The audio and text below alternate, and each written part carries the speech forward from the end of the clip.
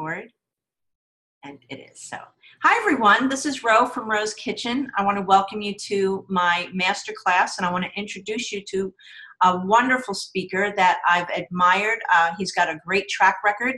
Let me tell you a little bit about Mark. This is Mark Reinfeld. He is the vegan fusion chef. He started out in 2007. Actually, in 2017, he was inducted into the Vegetarian Hall of Fame. He's a multi-award-winning chef and author of 8 books, including the best-selling 30-Minute Vegan series. And his latest book is Healing the Vegan Way, selected as the #1 book for vegans in 2016 by Philly.com, which says a lot, let me tell you. So Mark has over 20 years of experience preparing creative vegan and raw cuisine. And then since 2012, he served as the executive chef for the North American Vegetarian Society Summerfest. That had to be very exciting. I can't wait to hear about that. He's offered consulting services for clients such as Google, Whole Foods, Whole Foods, one of my favorites, the Humane Society, love my doggies, and Bon Appetit Management, Aramark, Sodexo, oh my gosh, the list goes on. So Mark was the founding chef of the Blossoming Lotus Restaurant, and that was voted best restaurant on Kauai. Was that in Hawaii? Yes, ma'am. It is. How exciting. So Mark, I'd like to say, first of all, could you just tell us a little bit about how you decided to become a vegan or a vegetarian? Oh, thanks for, thanks for asking, Rowan. Thanks for having me on your show. I became vegetarian, it was like in 1990. Mainly, I was on a kibbutz in Israel and traveling through India and Nepal and up in the hill tribes of near Mount Everest. And I just started connecting with animals in a different way. So that's when I became vegetarian, and vegan came a little more slowly when I started just to feel a lot better once I cut out the dairy and eggs. Nice. That's exciting. Well, I'm glad to hear that. So tell us a little bit about your journey as a vegan. You have an extraordinary bio here. Thanks. Well, so initially I was pre-law in college, and I took a year off to travel, and that's when I became vegetarian. And after coming back and doing a semester at law school, I realized that wasn't the direction I wanted to take. So I packed up my car and headed out west and landed in San Diego, and I started working in a commercial kitchen and I'd always loved cooking as a child. My grandfather was this crazy chef and ice carver that I grew up under his influence, and just my professional culinary career and my transition from vegetarian to vegan occurred simultaneously. This was like in the early 90s, and I've just loved sharing with people how easy it is to create plant-based foods that taste good. And for me, I like to consider it a form of activism, because every meal that we have, vegetarian or vegan, when you teach people how to prepare the food that way, it's like you're giving them the gift of their health and then all the other benefits to our environment and creating a more peaceful world. So it's something I'm super passionate about, and that's like my career is a reflection of that.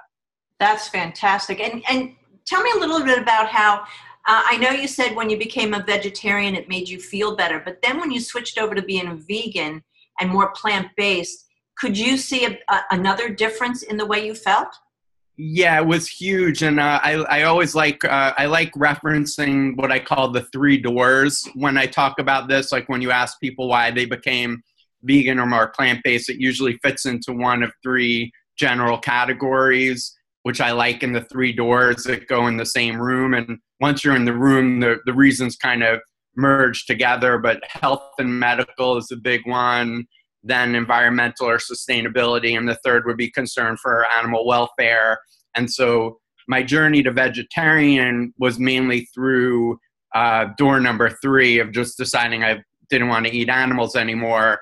Going vegan, I just started noticing like I would just have a big plate of lasagna with all the cheese, and I just would be super congested and just go periods without the cheese and feel better, and then have the cheese and not feel good. So my body kind of guided me away from the dairy and eggs. And then I learned initially through the book Diet for New America by John Robbins about all the environmental impact and what went on in factory farming, even in the dairy and egg industry. So now it's kind of all merged into one, but that's how I got to where I am now. And did you feel a difference when you cut out that extra? Well, is dairy part of vegetarian? I never remember. Yeah, so vegetarian would be just no meat, fish, or poultry, but you could still have dairy and eggs. And I know a vegan would eliminate all of the animal byproducts, including dairy and eggs. So I know I used to get like a lot of headaches and sore throats and earaches. And once I went from vegetarian to vegan, I don't even remember the last time. So for me, I think dairy was more implicated even than meat and the health issues I was having. Definitely. Dairy is a giant impact. And I'm going to hit on that again in a minute. So I was just curious, though. So what are you working on now? What's your new adventure? Well, thanks for asking. I have a lot of different things in motion. I travel internationally, and I teach chef trainings, culinary workshops. I have a plant-based chef certification program where I work with people to help them learn the basic techniques for creating plant-based cuisine. And part of that, I have an online culinary course that we filmed with Vegetarian Times. It's a 2-part course in that process. So I have my plant-based chef certification. I do a lot of corporate consulting and menu and recipe development. I'm also developing a restaurant concept in motion here in Denver. And we're finishing up our 8th cookbook. Our 8th book will be coming out early next year. It's called The Ultimate Age-Defying Plan. And I think I'm doing pretty good for 80 years old, so I want to share my secrets with the world. You're not 80 years old. That's my standard joke about the book. I always say I'm 100, so that's okay. I always say that happened to me 100 years ago. So that's why I always do that. Yeah, yeah. So that's awesome. So that's what you're working on now. So let me ask you this. How can you, I'd like to give our followers a little bit of practical advice. So I know that when I coach people, I always like to meet them where they are, and I'm sure you feel the same way. What would you say your first step is to talk to when you get someone who has no idea what to do first? How do you approach that? That's another great question. Usually I would say my top few tips are, one is just to encourage people to get more creative with their salads. So it's a good entry point, and pretty much everyone's on board that eating more fresh veggies is good for us. So a good way to get that in is through salads. So you could add things like nuts and seeds, grains, beans, legumes to the salad, tofu cubes, just kind of bulk it up and make it more exciting. Change the way you cut the veggies. Just do your best to kind of up the creativity of your salads. And then also I like suggesting to people to make like a superfood smoothie. And so that's a way where you can get these nutrient-dense foods in, usually at the start of the day. And your body, once you start giving these life-giving foods to your body, your body kind of wants you to do more. So after a while, there may be an effort at first, but eventually your body will just start craving like these lighter, healthier foods. And my last little tip is I like to encourage people to either purchase or create their different spice blends. So you have your Italian, Mexican, Moroccan, Indian, Cajun, your different spice blends, and then those allow you to really, really branch out creatively in the kitchen. And that's something that I consider myself, that's one of the things I really like to share with people, is how to become more creative and confident in the kitchen. And if you could start whipping up this global cuisine just with the flick of your hands, it's pretty cool. That is pretty exciting. So how do you encourage, how do they go about, if they know nothing about spices, how do they go about knowing which ones pair together? Well, initially I would say follow a recipe. So I have like many cookbooks, as you mentioned. So I have them in my cookbooks, or you could even just start and if you go to a store that has a good selection of spices, they sell different pre-made spice blends. So like an Italian one is an easy one to get started with. And if you're in a health food store, they may have more global spice blends that you could choose from. Oh, that's great. Now, is your family all plant-based now? My wife and 2-year-old son is, people ask how long we're going to raise our son vegan. And we like to say until he's old enough to decide for himself, like 30 or 35 years old. I like But that. yeah, no one else in my immediate family is, though they're more, I would say they're more aware of what they're eating because of the work that I do, but they haven't made the full switch to plant-based. Yeah, yeah, I can relate to that. My children are not, and they just think mom's on another quest. Here she goes, Yeah, something else. My mom, I just got her to start giving up dairy because she's getting arthritis, and when I told yeah, her that the dairy would be a big that's a trigger for that, she yeah, started doing that. So now she's giving up dairy. She won't give up everything else. That's okay. She's in her 80s, yeah, and she's doing great. yeah, yeah, that's So, awesome. yeah, yeah. So if we can, that's what I always feel. If you can get people to just take baby steps, like I like your idea of vamping up that salad, doing that smoothie. That's a great beginning. Yeah. I Yeah. like, yeah, everyone, there's lots of, I think there's a whole deep psychology about making diet and lifestyle changes, and it's tied into like our family history, traditions, cultural traditions, our whole sense of like comfort and security, and more research is coming out that actually like our microbiome is also a factor in like which foods like make us feel good or not. So there's Yeah. it's definitely a complex issue, and I think for me every step, every little bit is a good step. So Yeah. that's kind of my general approach. Yeah, I agree with you on that full-heartedly. I think it's a lot of mindset. I know when people say to me, well, heart disease runs in our family, I say, no, Mm. it's your diet that runs in your family. Yeah, that's a good one. Yeah, Yeah, yeah. it's not the heart disease, it's your diet. So I bet you eat the same thing your father ate and the father before him and your grandfather Mm. ate, and that's where the heart disease came from. It wasn't from. Yeah, So, yeah. yeah. Are there any things that you recommend for us? Any particular reading or movies or what do you tell people?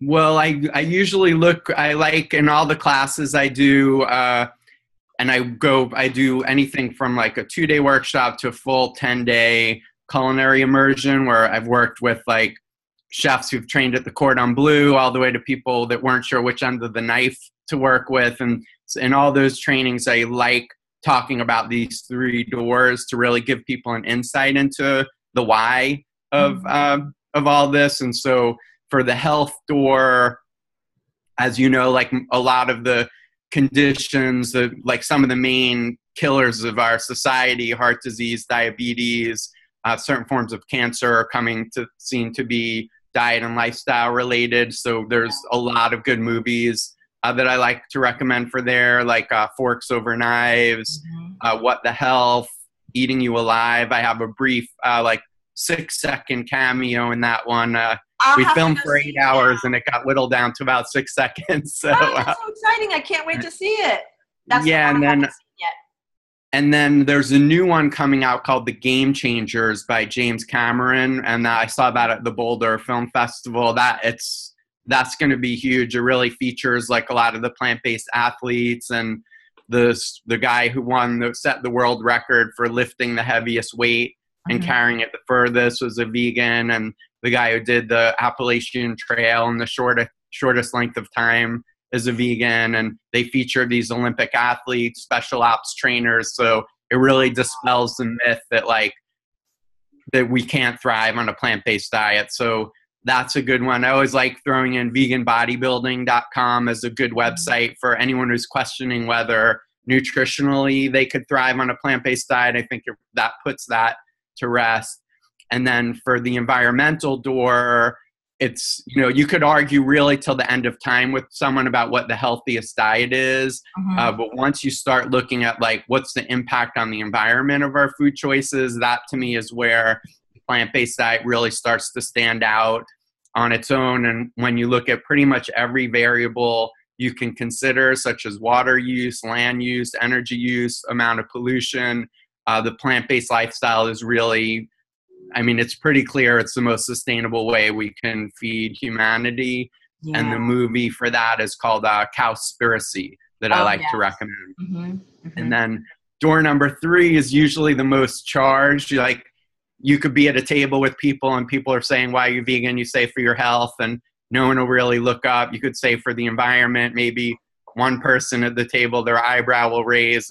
But if you say it's for the animals, that's when like the chandelier starts flying and the silverware comes off the table. It's like supercharged. So concerns for animal welfare is a motivating factor for a lot of people. And when you look at the modern practice of factory farming, even with regards to the dairy and egg industry, I think the conditions there really don't reflect like a compassion towards animals, whereas 50 or 100 years ago when people were eating meat, there was at least more of a connection to it. And I think we've really gone so far from that. So that's a really big topic. And the movie that for that one is called Earthlings, and it's a tough movie to watch, but it also shows you what goes on inside like all of these industries. So that's Yeah. that kind of gives you the full picture, I think. Yeah. I love animals so much. I can't watch those ones that show how they die because it just breaks my heart. It makes me cry. I mean, people Yeah. don't understand that the stress level these poor cows are under and these animals are under, they're eating those stress hormones. Yeah. So they don't even realize it's not just that poor animal, but you're ingesting those stress levels too. Yeah. Yeah. So it's just amazing. Yeah, I mean that's to me. I mean that's my main motivation. You know, when I kind of lay it out, like personally, that I feel like there's so much going on in the world right now, and to me, what we really need is just for more of us to be compassionate and loving, and extending that towards everything that we see, including animals, and the love that people have for their dogs and cats. Like if you really look at like a tiny baby cow or baby chicks, like you could cultivate that same feeling. So Yeah, exactly. yeah, that's kind of my my approach with it. I am so on target with you. I agree with everything you're saying. I'm so glad that we had this conversation. I'm going to leave you with one more question, and that is, what would you tell people when they want to eat out? And you go to many restaurants. More and more restaurants, I will say, are happy to accommodate. Yeah. But we have to tell people, don't be afraid to ask. Yeah. So what is your comment on people dining out and what they should do? Good question. I mean, there's one of my favorite websites is happycow.net, and that will tell you, even in remote villages in Romania, where like the local place you could get a vegan option, and where vegan places are places that have vegan options. So that's usually the first choice, is to try to go to a place that has those options. If not, then like you mentioned, usually you could, even at a steakhouse, you could find something vegan to order, and each kind of global cuisine has a certain like thing you need to be aware of. So like in Mexican places, just ask if there's like lard or chicken fat in the beans and rice, and Japanese places ask about the if they're put fish flakes in the miso or eggs in the tempura. And then Thai restaurants, the fish sauce or oyster sauce, even if it's listed as vegetarian on the menu, could sometimes contain that. And Indian places are good. So usually like the global, going into the ethnic world is a good place to start. Oh, that's really good to know.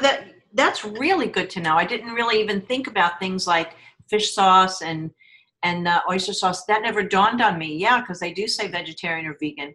I know one of the things I ask for is to have it oil-free if I can, and I just usually use the excuse that it upsets my stomach and I can't have it. That's a good one. Yeah, White lie. Right. Or an allergy, a life-threatening allergy. Yeah. Well, that'll make them be really aware of what they're serving. Yeah, I actually had a restaurant say to me, well, are you allergic to it or you just don't care for it? I was like, well, what's the difference? Right. If I don't want it, I don't want it. Yeah. So I thought that was funny. But anyway, yeah. So is there any words of wisdom you'd like to leave us with before we end our conversation? It's been such a pleasure speaking with you. Well, thank you, Ro. I just think I like encouraging people. It's so much easier than you think, and it's easier now than it's ever been before to kind of move into the plant-based world, whether you do it once a week, if you want to do it for 7 days, or do it before 4 p.m. There's lots of like meat and dairy substitutes that have come so far and replicating the taste and texture that we're accustomed to, and lots of restaurants are opening up, and you can always request it. So it's never been easier. And if people want to learn, how to, we're going to offer, actually, we wanted to offer a free gift from our book, The Healing the Vegan Way. That's a nutrient reference chart, which helps people let you know what nutrients are important for what parts of the body and what foods contain them and what their role is. So we love sharing the information. If anyone in our newsletter, we send out free recipes, and I do travel internationally, so people can look up where a local event is coming near you. Well, good. And I want to tell everyone, please check out his website, veganfusion.com. I've been on there and I'm already looking at the recipes that I like. So it's got some really great stuff. I could just be on there all day. It's beautiful. I want to thank you so much. Thank you, Ro. This has been great. All right. Take care now. Be well. Bye, Take everyone. care. Thank you. Bye-bye.